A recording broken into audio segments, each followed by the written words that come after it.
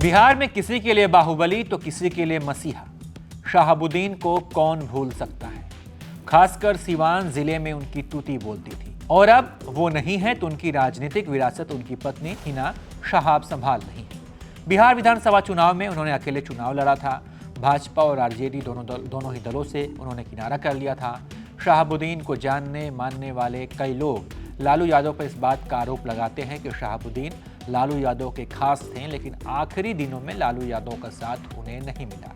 इस वजह से लोग नाराज थे और इसी वजह से विधानसभा चुनाव में लालू यादव के कहने के बाद भी हिना शहाब ने अपना अलग रास्ता अख्तियार किया।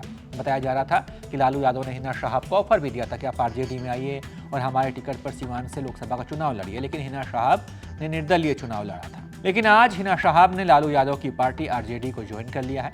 पटना में राबड़ी देवी के आवास 10 सर्कुलर रोड में लालू यादव ने खुद उसामा शहाब जो उनके बेटे हैं को पार्टी की सदस्यता दिलाई।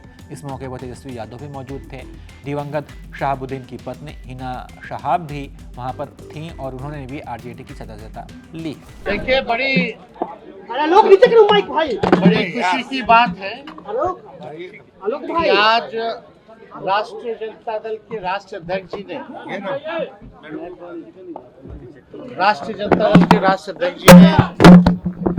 हम लोगों की कद्दावट नेता रही हिना साहब, जो कि स्वर्गीय शहाबुद्दीन जी की धर्मपत्नी हैं और शहाबुद्दीन जी पार्टी के फाउंडर मेंबर तक रहे, लंबे अरसे तक विधायक सांसद रहे, पार्टी के बड़े नेता रहे और आज पुनः हिना साहब जी और उनके पुत्र भाई उसामा ने पार्टी सदस्यता ग्रहण किया है और राष्ट्रीय अध्यक्ष जी ने खुद अपने नेतृत्व में दोनों लोगों को सदस्यता दिलाई गई है।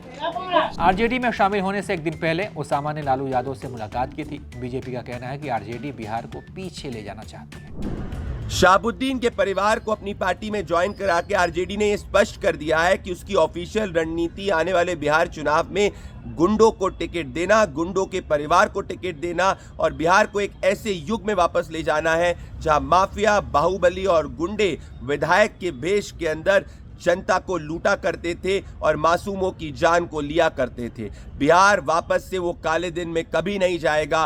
बिहार का गरीब और बिहार की जनता आरजेडी की इस मंशा का खुलकर जवाब देगी और आरजेडी को वापस से बिहार को उस काले युग में ले जाने नहीं देगी। शहाबुद्दीन में बिहार में सिर्फ और सिर्फ आतंक हुआ करता था। शहाबुद्दीन को लालू की पनाह थी, अब तेजस्वी लालू के बेटे को पनाह देने का काम कर रहे हैं। इसीलिए बिहार की जनता आने वाले चुनाव में ये गुंडे वाली पार्टी, ये बाहुबलियों की पार्टी, ये बिहार में आतंक वापस लाने वाली पार्टी आरजेडी को करारा जवाब देगी। शहाबुद्दीन के देहांत के बाद से बेटे उसामा शहाब की सियासत में एंट्री को लेकर हमेशा चर्चा होती रही है। वैसे लालू और शहाबुद्दीन का परिवार का पुराना जाना, जैसा कि मैंने आपको बताया। बता दें कि शहाबुद्दीन ने अपनी राजनीति की शुरुआत लालू यादव के साथ की थी। आरजेडी के टिकट पर ही विधायक और सांसद बने थे। शहाबुद्दीन के निधन के बाद से लालू और शहाबुद्दीन परिवार की दूरियां बढ़ गई थी। बिहार में अगले साल विधानसभा चुनाव है और उससे पहले उसामा की राजनीति में एंट्री के बाद अब चर्चा भी शुरू हो गई है कि क्या लालू कोई बड़ा खेल करने वाले हैं। क्या 2025 में आरजेडी शहाबुद्दीन के बेटे को मैदान में उतारेगी, देखना ये दिलचस्प होगा। बाकी इस पर आप क्या सोचते हैं, अपनी राय कमेंट कर बताइए और तमाम अपडेट्स के लिए आप देखते रहिए एबीपी लाइव।